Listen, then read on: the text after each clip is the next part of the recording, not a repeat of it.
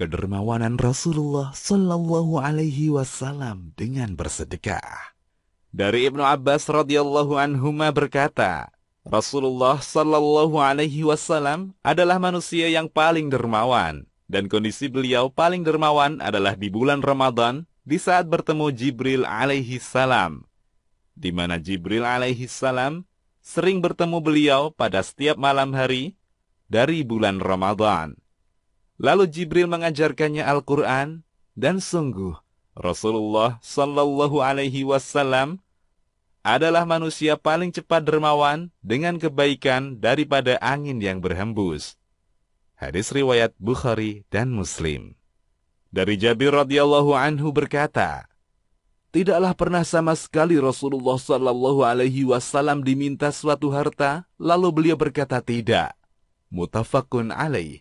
Dari Anas radhiyallahu anhu berkata, tidaklah Rasulullah Shallallahu Alaihi Wasallam dimintai sesuatu atas keislaman, melainkan beliau akan memberikannya.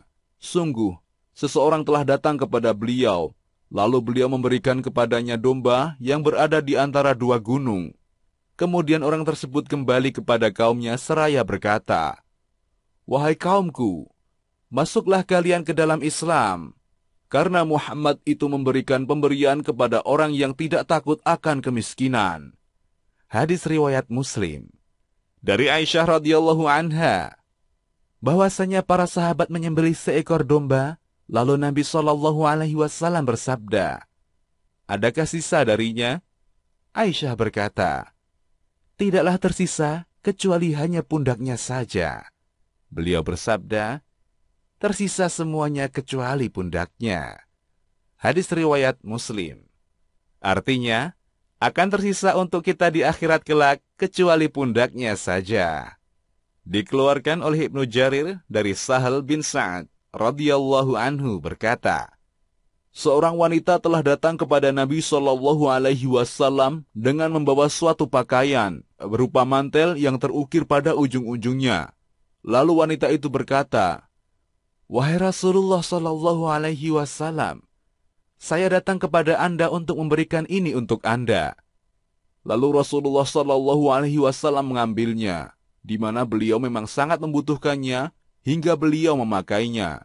Kemudian mantel itu dilihat oleh seorang dari para sahabat beliau, seraya berkata, wahai Rasulullah Shallallahu Alaihi Wasallam, betapa indahnya mantel tersebut. Maka berikanlah mantel itu kepadaku. Beliau berkata, ya. Dan ketika Rasulullah Shallallahu Alaihi Wasallam beranjak untuk memberikannya, para sahabat yang lain mencela orang tersebut seraya berkata, engkau tidak bersikap baik ketika melihat Rasulullah Shallallahu Alaihi Wasallam mengambil mantel itu dari wanita tadi karena membutuhkannya. Lalu engkau memintanya, padahal engkau tahu bahwa tidaklah beliau itu dimintai sesuatu. Lalu beliau menolaknya. Dia berkata, demi Allah, tidaklah ada faktor yang mendorong saya melakukan itu, melainkan karena saya berharap keberkahannya ketika telah dipakai oleh Rasulullah Sallallahu Alaihi Wasallam, dan saya berharap agar saya dikafani dengan mantel tersebut. Dari Ibnu Mas'ud radhiyallahu anhu berkata, Nabi Sallallahu Alaihi Wasallam melewati Bilal, sedangkan di sisinya ada setumpuk gandum.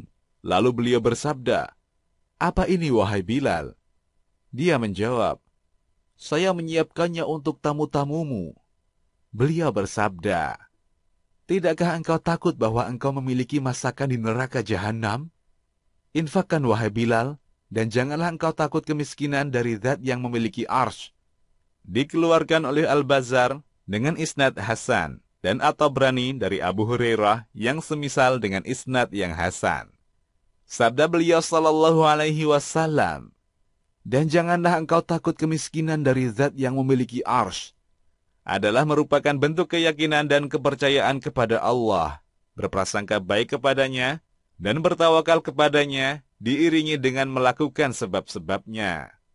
Dan dari Abdullah bin Abbas radhiyallahu anhuma berkata, Abu Dzar radhiyallahu anhu berkata kepadaku, wahai anak saudaraku, saya pernah bersama Rasulullah Sallallahu Alaihi Wasallam dengan memegang tangan beliau. Lalu beliau bersabda kepadaku, "Wahai Abu Dzar, saya tidak suka memiliki emas dan perak sebesar gunung Uhud. Lalu saya infakkan di jalan Allah. Lalu saya meninggal pada saat ajalku dengan meninggalkan sedikit harta." Saya bertanya, "Bagaimana dengan harta yang banyak?" Beliau bersabda, "Wahai Abu Dzar, saya memilih yang sedikit, sedangkan engkau memilih yang lebih banyak. Saya menghendaki akhirat, sedangkan engkau menghendaki dunia. Cukuplah bagimu harta sedikit saja." Lalu beliau sallallahu alaihi wasallam mengulanginya sebanyak 3 kali kepadaku. Lalu beliau sallallahu alaihi wasallam mengulanginya sebanyak 3 kali kepadaku.